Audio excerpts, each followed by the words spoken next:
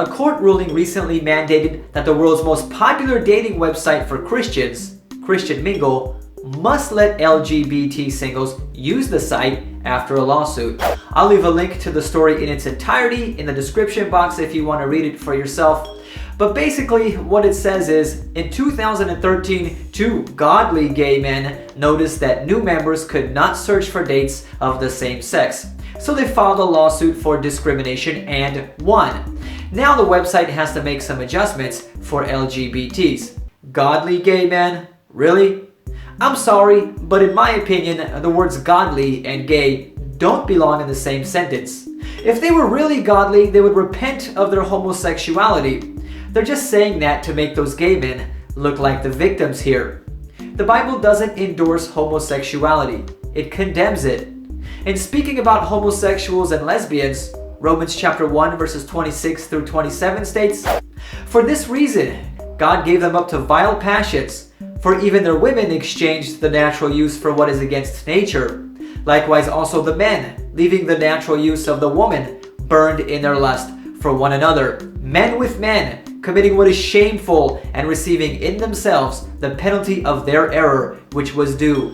Just notice some of the terms that the Bible uses to describe homosexuality: vile passions, against nature, which means unnatural or perverted, and shameful. These people ought to be ashamed of what they're doing, but instead, the government emboldens them by making court rulings which give them more rights. And in cases like this, trampling on the rights of Christians. This is satanic. This is exactly what the devil wants. Instead of causing sinners to feel ashamed in the hopes that they will repent from their sinful lifestyle, he wants them to be emboldened in it and continue in it so that they will be lost. Consequently, he wants Christians to be ashamed of their faith in the hopes that they abandon it. Moreover, I think the real victims in this case are the Christians who use websites like Christian Mingle to get away from, among other things, harassment by homosexuals on secular dating sites. Before I got married, I actually used various dating sites, Christian and secular, and something I didn't like about secular dating sites was the periodic harassment by homosexuals trying to hook up with me even though they knew I was not gay. And sometimes they would even send me pictures of their genitals, which I did not request and did not want to see. The same thing is going to happen to Christian Mingle now. And I bet you that website is going to suffer. I bet you many Christians are going to stop using it. You know something this case reminds me of as well? It reminds me of the story of Lot and Sodom in Genesis chapter 19. The reason being is there was an attack on Lot and his house by the homosexuals in the city, and they were very aggressive. Homosexuals are now attacking Christians by filing lawsuits against them when Christians refuse to accommodate them. In Lot's time, it was violent. Right now, the attack against Christians are not violent, but there's no telling if they will get violent. I almost got attacked by homosexuals once myself. I'll tell you about that in a minute.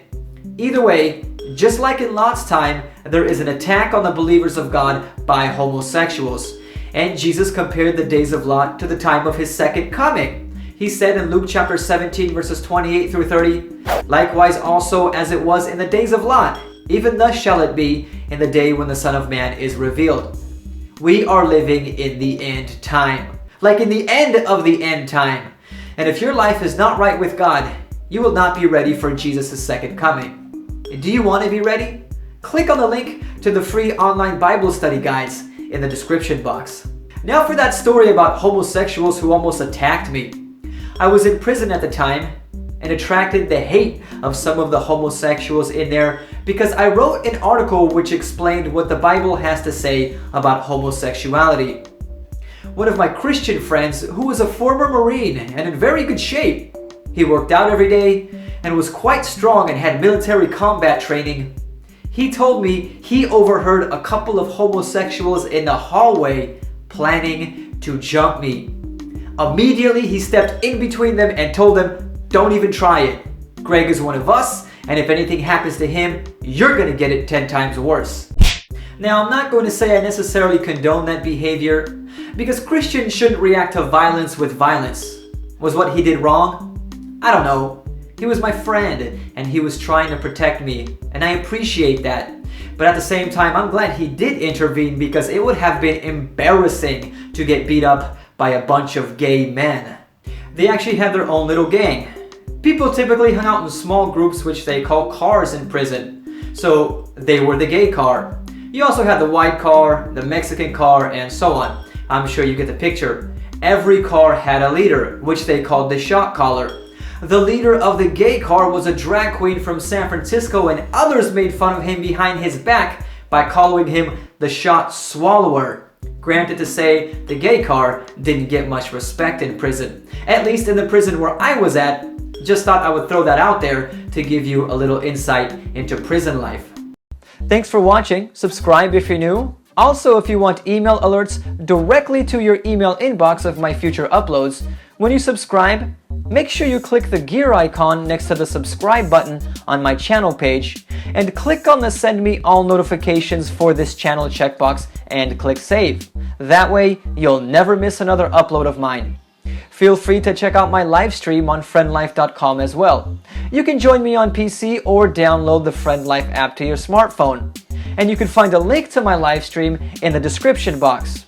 I stream several times a week, especially on the weekends, and I post notifications when I stream to Twitter, so make sure and follow me there. God bless.